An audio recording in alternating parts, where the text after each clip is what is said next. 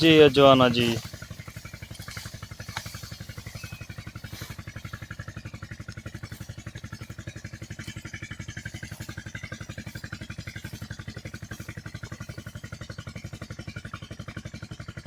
ये बाद में पहचानी अच्छा फिर टाइम बस फिर पट्ठे बनेंगे।